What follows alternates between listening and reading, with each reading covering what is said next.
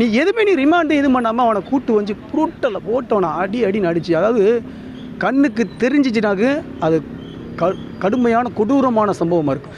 தெரியாத கொடூரமான சம்பவங்களை இந்த காவல்துறை வந்து ஒவ்வொரு முறையும் அரங்கேற்றிட்டு வருது.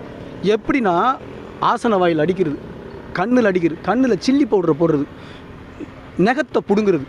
அவன் என்ன அப்பட்டமான பயங்கரவாதியா, இல்லை தீவிரவாதியா, இல்லை எந்த செயலில் ஈடுபட்டவன்?